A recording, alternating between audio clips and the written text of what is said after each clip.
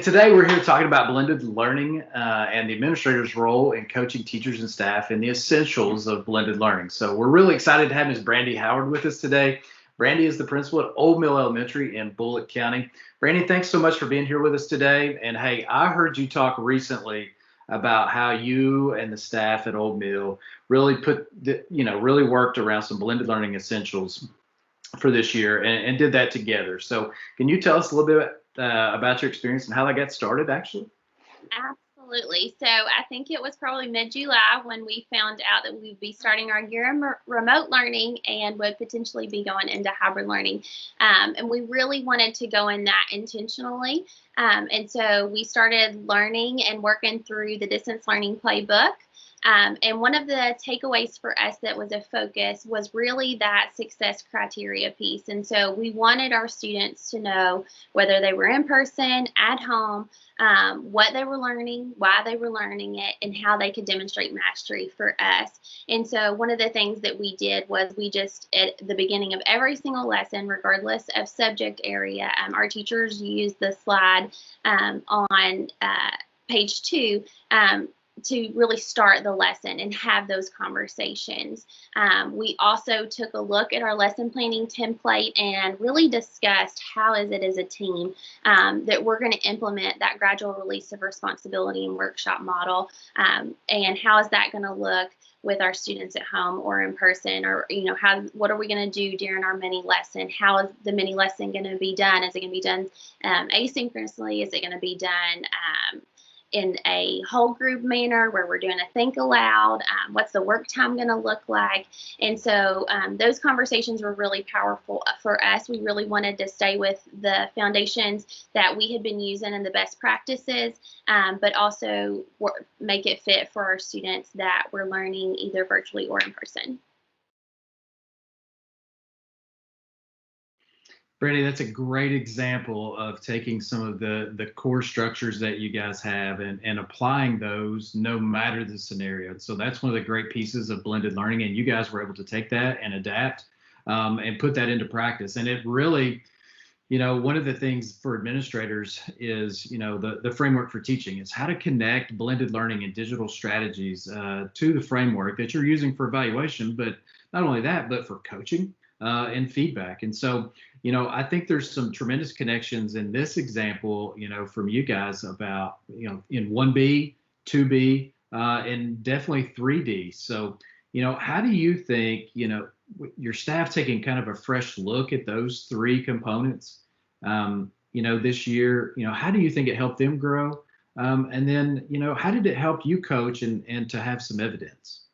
Absolutely. So for 1B, that knowledge of students, of course, we did a virtual open house this year, and one of the pieces that we put into that system that was new and we wanted to implement because of potentially being distance learning was a student interest survey. And so we had our parents and our students fill that out because we wanted to be really intentional about if our students weren't with us in person, that we were ensuring that they are getting on every day because they want to learn about that concept, because we're going to have something in there that's interesting to them. We wanted it to be relevant for them. And so that was one of the ways we hit that knowledge of students.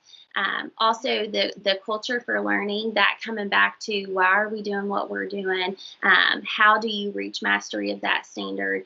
That was really important for us. And then also something that was new to us this year was with our PLC, when we were creating our CFAs, our teachers created their own data analysis protocol. And so that was really chosen by the grade level teams. And so obviously we wanted to know how many students were meeting mastery, how many were not, and what our next steps were. But teams really focused on certain subgroups, certain concepts, and that was really geared towards how they wanted this specific group of students to grow. And so I felt like through that process, 3D with assessment was really strengthened for us and for our teachers as well.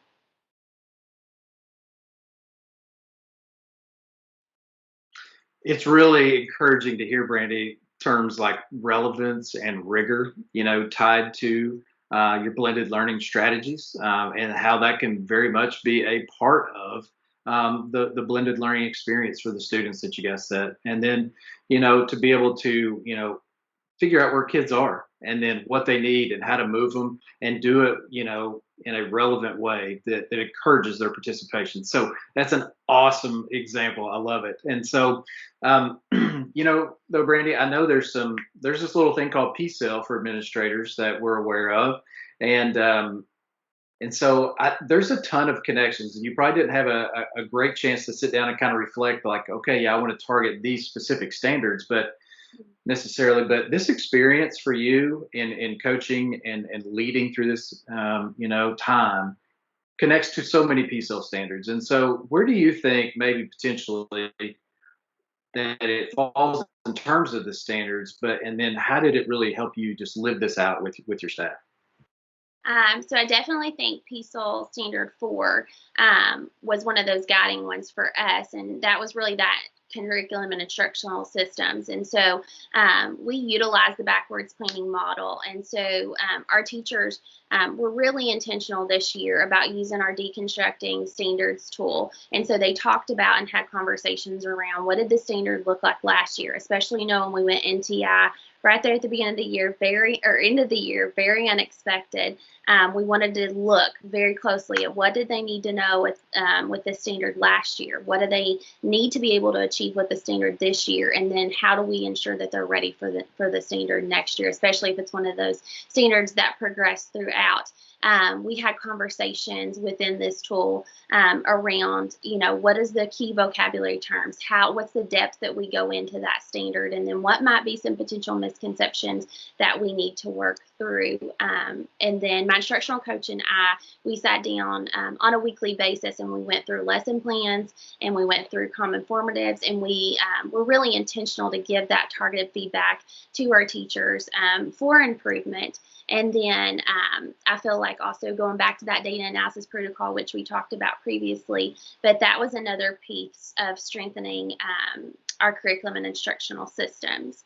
Another one that I felt like that we were really intentional with this year was Standard 7 with our professional learning communities and our individualized professional learning. And so we wanted to really live out what we expected of our students. And so if we wanted to be really clear with our students about success criteria and what they were expected to do and creating rubrics with them, we also wanted to do that as a staff. And so at the very beginning of the year, when we created our professional growth goals, teachers created a rubric so that when I was sitting down with them after an evaluation and at the end of the year, we could really have conversations around, where do you feel like you're at with your professional growth goal? How can I help and support you moving forward? And then during our faculty meetings, which were also virtual, we used the slide, very last slide, and we talked about, which domain are you in? And then our teachers went into breakout rooms. And so we had a planning breakout room, environment breakout room, instruction and professionalism.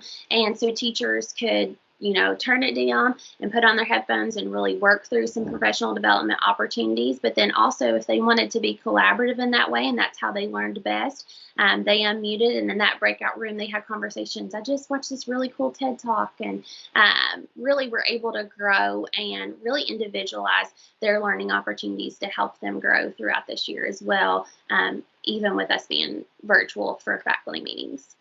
That's a great example of personalizing, professional learning, and so many connections to the PSEL standards. You referenced a couple of, protocols and things that you guys used, and those were developed, like I said, because you were apart from one another, physically, but you were still able to utilize, Google Forms and just various other, tools to implement all of these strategies to keep the continuity of learning going for kids, but also for adults. Brandy, that is so awesome. And so there's a ton of great information and takeaways inside this story from Old Mill for everybody to consider.